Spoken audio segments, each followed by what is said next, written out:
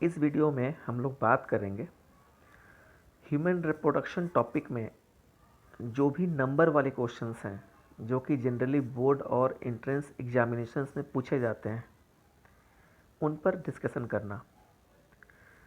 आपकी थ्योरी अगर कंप्लीट है तो आप वीडियो को पॉज करके इन क्वेश्चंस का आंसर देकर अपने प्रिपरेशन को चेक कर सकते हैं। अदरवाइज़ आप एक्सप्लेनेशन से अपने कॉन्सेप्ट को और बेहतर बना सकते हैं। तो स्टार्ट करते हैं फर्स्ट स्लाइड से। Fertilization is depicted by the condition. देखिए यहाँ पे फर्टिलाइजेशन का मतलब क्या होता है कि फर्टिलाइजेशन में गैमेट्स आपस में फ्यूज़ करके और ट्विन बनाते हैं। यानी अगर इस कॉन्सेप्ट को देखा जाए तो ये option A he correct answer होगा, क्योंकि इसमें आउटकम जो है जाइगोट में वो ट्विन आता है। नाउ क्वेश्चन नंबर 2, सेकेंड को स्लाइड में, each testis has how many testicular lobules. तो टेस्टिस के अंदर में लोब्यूल्स की बात हो रही है, यानी ये टेस्टिस है और इसके अंदर इस तरीके के जो लोब्यूल्स हैं जिनके अंदर सेमिनिफेरस ट्यूब्यूल्स रहता है, इस लोब्यूल्स की बात हो रही है। तो स्टैंडर्ड टेस्टिस के अंदर में लोब्यूल्स का नंबर 250 होता है। कभी कभी पूछते हैं कि सेमिनिफेरस ट्यूब्यूल्स का नंबर कितना हो सकता है, तो एक लोब्यूल्स में सेमिनिफेरस ट्यूब्यूल्स का नंबर 1 से लेकर 4, 1 to 4 कुछ भी हो सकता है। अगर 250 इसको एवरेज भी अगर अगर अगर हम लोग पकड़ते हैं तो एक टेस्टिस के अंदर में अराउंड 800 सेमिनिफेरस ट्यूब्यूल्स हो सकते हैं on an average. Third slide, if somatic chromosome number is 40, what shall be chromosome number in the cell of seminiferous tubules. देखिए ये क्वेश्चन बड़े एग्जामिनेशन में आए हुए क्वेश्चंस हैं। तो इन क्वेश्चंस को, जो नंबर वाले क्वेश्चंस होते हैं, उनको कई बार आपको पढ़ने की ज़रूरत है, क्योंकि ये कंसेप्चुअल क्वेश्चंस होते हैं। थोड़ा सा भी अगर पढ़ने में प्रॉब्लम होगा, अगर आपको हड़बड़ी होगी, तो इसके आंसर्स गलत हो सकते हैं। तो इस क्वेश्चन में देखिए सोमैटिक क्रोमोसोम्स का नंबर 40 बताया, यानी ये बता रहा है 2n इक्वल टू 40। अब सेमिनिफेरस ट्यूब्यूल्स के अंदर में, तो सेमिनिफेरस ट्यूब्यूल्स के अंदर में कई तरह के सेल्स हैं। कई तरह का मतलब है आपका जर्म सेल है, प्राइमरी स्पर्मेटोसाइट्स हैं, सेकेंडरी स्पर्मेटोसाइट्स हैं, स्पर्माटीड्स हैं और स्पर्म भी है अंदर में। तो यहाँ बोल रहा है कि इसके अंदर में सेल कौन कौन से होंगे। तो देखिए यानी कि 2n इक्वल टू अगर 40 है तो जो जर्म सेल्स हैं या प्राइमरी स्पर्मेटोसाइट है उसमें क्रोमोसोम नंबर सेम रहता है, यानी उसके लिए ये 2n होगा, यानी कि 40 तो होगा ही। और साथ में जो सेकेंडरी स्पर्मेटोसाइट और स्पर्मेटिड या स्पर्मेटोजोआ भी हैं उनके अंदर क्रोमोसोम नंबर हाफ होता है, यानी 20 भी होगा, यानी इसके लिए ऑप्शन 4 करेक्ट होगा। Next slide, which are the following is diploid. Diploid का मतलब 2n। तो देखिए सेकेंडरी स्पर्मेटोसाइट जो है ये आपको पकड़ना होगा, ये हैप्लॉइड होता है। स्पर्मेटोजोआ और ओवा ये दोनों भी हैप्लॉइड होते हैं। स्पर्मेटोगोनिया यानी कि मदर सेल, तो ये 2n होता है। ओगोनिया यानी मदर सेल ऑफ ओवम, ये भी 2n होता है। और प्राइमरी स्पर्मेटोसाइट, ये बहुत इंपॉर्टेंट कॉन्सेप्ट है, आपको थ्योरी में भी मैंने डिस्कस किया है। ये प्राइमरी स्पर्मेटोसाइट माइटोसिस से तैयार होता है, स्पर्मेटोगोनिया से प्राइमरी स्पर्मेटोसाइट तैयार होता है, तो ये भी 2n होगा, यानी ये पूरा ग्रुप ही 2n हो गया। और सेकेंडरी स्पर्मेटोसाइट जो कि ओव्यूलेशन के समय बाहर निकलता है, ये लेकिन n होता है। क्वेश्चन में डिप्लॉयड पूछा, यानी ये 3 नंबर के जो ग्रुप्स हैं ये सब डिप्लॉयड्स हैं। Next slide, for normal fertility how many percentage of sperm must have normal shape and size. ये एक इम्पॉर्टेंट कॉन्सेप्ट है कि किसी भी इंडिविजुअल में नॉर्मल फर्टिलिटी के लिए कम से कम जो बेंचमार्क स्कोर है स्पर्म्स का वो 60% के ऊपर होना चाहिए। How many sperms are formed by one primary sperm? How many sperms are formed by one primary spermatocyte? देखिए एक प्राइमरी स्पर्मेटोसाइट से कितने स्पर्म बनेंगे। तो प्राइमरी स्पर्मेटोसाइट का मतलब क्या होता है, माइटोसिस करके स्पर्मेटोगोनियम बनाता है प्राइमरी स्पर्मेटोसाइट। इस प्राइमरी स्पर्मेटोसाइट में मियोसिस 1 होता है और वो बनाता है 2 सेकेंडरी स्पर्मेटोसाइट, और ये 2 सेकेंडरी स्पर्मेटोसाइट बनाते हैं फ्यूचर में 4 स्पर्म्स, यानी इसका आंसर होना चाहिए 4। Next slide. How many secondary spermatocyte will form 400 spermatozoa? Secondary spermatocyte से स्पर्मेटोजोआ बनाना है, वो भी 400 स्पर्मेटोजोआ। तो एक सेकेंडरी स्पर्मेटोसाइट प्रोड्यूस करता है, एक सेकेंडरी स्पर्मेटोसाइट प्रोड्यूस करता है आपका 2 स्पर्मेटोजोआ, और 400 स्पर्मेटोजोआ बनाने के लिए यानी 200 स्पर्मेटोसाइट चाहिए। 2n equal to 16 somatic cell का नंबर दिया है। इसमें primary spermatocyte which is in metaphase of first meiotic division. देखिए ये सब कॉन्सेप्चुअल क्वेश्चन है और म्योटिक डिवीजन दिया हुआ है, यानी कि आपको म्योसिस का साउंड नॉलेज होना चाहिए। What will be the total number of chromatids in each of the secondary spermatocyte? Primary spermatocyte जो कि मेटाफेज कंडीशन में है, फर्स्ट म्योटिक डिवीजन, तो एक ड्रॉ से अगर हम लोग देखें तो मेटाफेज कंडीशन में म्योसिस 1 में क्रोमोसोम्स का कंडीशन कुछ ऐसा रहता है, मतलब वो डबल लाइन में रहते हैं। यहाँ मैं 8 ड्रॉ नहीं कर पा रहा हूँ, समझ लीजिए कि ये ऊपर में 8 है और ये क्रोमोसोम भी 8 है। अब जब ये म्योटिक डिवीज़न होगा तो सेकेंडरी स्पर्मेटोसाइट में यहाँ जाएंगे आपके 8 क्रोमोसोम्स, ऊपर वाला जोन, और नीचे वाले जाएंगे 8, मतलब 2 बन गया सेकेंडरी स्पर्मेटोसाइट।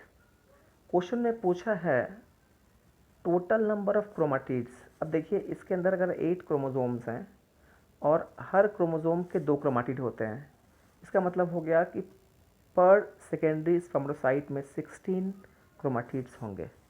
तो इसका करेक्ट आंसर होगा 16। ये बहुत कॉन्सेप्चुअल क्वेश्चन है, आपको म्योटिक डिवीज़न का कॉन्सेप्ट क्लियर होना चाहिए।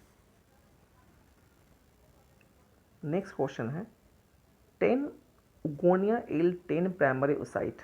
Okay, then how many ova are produced on completion of oogenesis? देखिए 10 प्राइमरी oocyte प्रोड्यूस हो रहा है, तो अगर आप oogenesis का चार्ट देखेंगे तो वहाँ पे 10 प्राइमरी oocyte से बनता है 10 सेकेंडरी oocyte, और वो 10 सेकेंडरी oocyte ही फ्यूचर में पूरा ओहा बनाएंगे, एक्स्ट्रा कुछ नहीं पड़ेगा, यानी इसका आंसर होना होगा 10। Next slide. हाउ मेनी ओवा and sperm would be produce from 100 secondary oocytes and 100 secondary spermatocyte during gametogenesis in human? ऐसे क्वेश्चन एग्जाम में बहुत देखे गए हैं, बेसिक कॉन्सेप्ट का क्वेश्चन है। 100 सेकेंडरी oocyte है, देखिए जितना सेकेंडरी oocyte उतना ही ओवम बनेगा, तो 100 से आपका बनेगा 100 ओवा, ये तो क्लियर है कि 100 ओवा बनेगा, और 100 सेकेंडरी स्पर्मेटोसाइट, यानी कि एक सेकेंडरी स्पर्मेटोसाइट से 2 स्पर्म बनता है, तो 100 से बनेगा आपका 200 स्पर्म। इसका ऑप्शन, इसका मतलब क्वेश्चन बी। याद रखिएगा ऐसे क्वेश्चंस के आंसर आपको सॉल्व करके एक बार में करने होंगे, अगर आप चेक करने जाएंगे तो कन्फ्यूज़न हो जाएगी, इससे इसका एक ही आंसर निकलेगा, आपको एक बार में ही करना है। Next slide. देखिए इस स्लाइड को में 3 क्वेश्चंस आ रहे हैं, और जो हमने प्रीवियस स्लाइड में समझाया है ये 3 उसी तरह के क्वेश्चंस हैं। तो ये आपको करना होगा, आप इसको करके समझ लीजिए, वरना आप इसको कमेंट बॉक्स में आप इसका आंसर लिखिए। Next slide. In 28 day human ovarian cycle ovulation occurrence. तो ओवुलेशन मिड डे में होता है। अगर 28 डेज़ का साइकिल है तो मिड डे में ओवुलेशन होता है, ये आप ओवुलेटरी फेज। तो इसका आंसर होगा डे 14। सिंपल क्वेश्चन है। In menstrual cycle of 35 days when then what is risk period. देखिए, रिस्क पीरियड का मतलब होता है कि अगर स्पर्म पहुंच जाए तो फर्टिलाइजेशन के पीरियड को बोल रहा है रिस्क पीरियड। यानी कि जो मिड डे होता है उस दिन ओवुलेशन होता है, मिड डे को ओवुलेशन होता है। 35 डेज़ का साइकिल दिया हुआ है, तो इसको अगर हम लोग हाफ करें, मिड डे निकालें, तो करीब करीब 18 डेज़ आ रहा है। यानी कि 18 डेज़ के एक दिन 2 दिन पहले या फिर 3-4 दिन बाद तक ये चांसेस होते हैं ओवुलेशन के। तो ये जो टाइम, जो डे ब्रैकेट आ रहा है, ये होगा आपका 16 to 24 डेज ब्रैकेट में आएगा ये। Next slide. If menstrual cycle is 30 days and bleeding starts on first day then ovulation occurs on. देखिए, एक ही तरह के क्वेश्चन हैं, कई इंट्रेंस में भी आ चुके हैं। तो अगर 38 डेज़ का साइकिल है तो हाफ क्या होता है 15th, लेकिन यहाँ पे 15th नहीं है, तो हम लोग क्या करेंगे, एडिशनल डे ऐड कर सकते हैं। तो इसका आंसर होगा 16th डे। क्वेश्चन से भी समझ सकते हैं आप। The number of polar bodies produced at the end of second meiotic division in female reproductive cell is. ये बहुत अच्छा क्वेश्चन है। देखिए, अगर आप यूजेनेसिस के चार्ट को फॉलो करेंगे तो आप पाएंगे कि प्राइमरी ओसाइट से जब सेकेंडरी ओसाइट बन रहा होता है तो एक सेकेंडरी ओसाइट बनता है और एक पोलर बॉडी बनता है, और ये ओवुलेशन सेकेंडरी ओसाइट का हो जाता है।